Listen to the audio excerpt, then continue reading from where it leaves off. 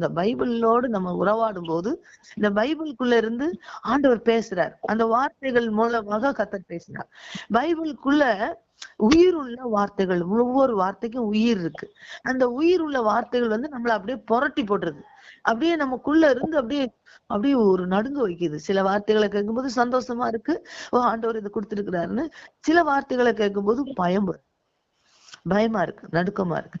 ஆண்டவரே, இந்த மாதிரி நான் செஞ்சிருக்கேனோ, இந்த தவறுகள், இந்த மாதிரி குறைகள் என்னிடத்துல இருக்குதோ அப்படின்னு நம்மை நாமே பார்க்க வைக்குது. அதுதான் அது கண்ணாடி போல. நம்ம பார்த்த உடனே பாரு, இந்த இடத்துல உன்கிட்ட குறை இருக்கு, முகத்தை பாரு, அங்க கொஞ்சம் கருப்பு இருக்கு, வெள்ளை இருக்குன்னு காமிக்குது பாருங்க. அது போல இந்த வசனம் நம்மளை காமிச்சு கொடுக்குது. இந்த வேத சத்தியம் நம்மளை காமிச்சு கொடுக்குது. அப்போ அதை நம்ம உடனே அதை அப்புறப்படுத்துவோம் பாருங்க. நம்ம கண்ணாடி பார்க்கும்போது அதுல இருக்க குறைகளை காட்டும்.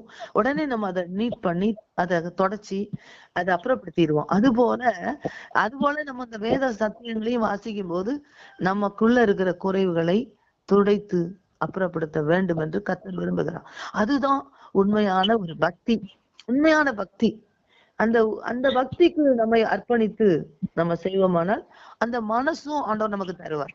கொடுக்கறதுன்னா அப்ப சரி, இன்னைக்கு இருக்கிறத, இப்போ இருக்கிறத உடனே அதை கொடுத்துட்டு அடுத்த நேரம் ஒண்ணும் இல்லை, அப்ப அதை கொடுக்கணும் அப்படின்னதுக்குன்னா எல்லா நேரங்களையும் எல்லா மனசும் வராது.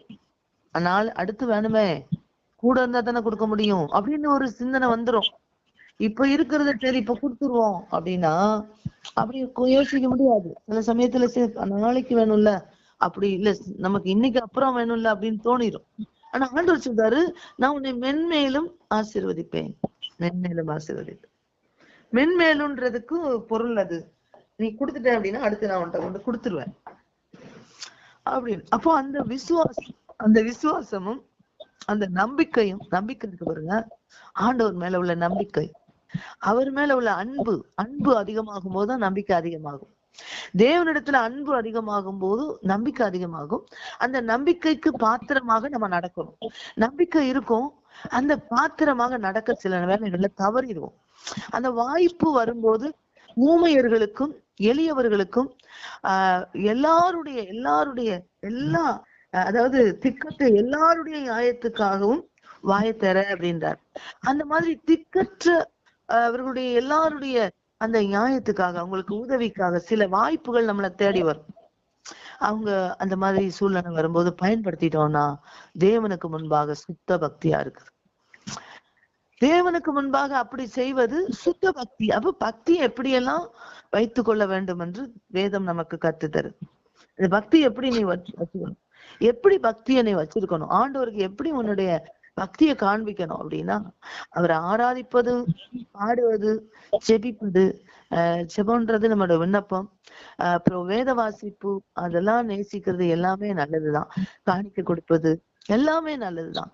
ஆனா இதையும் செய்ய சொல்றார்.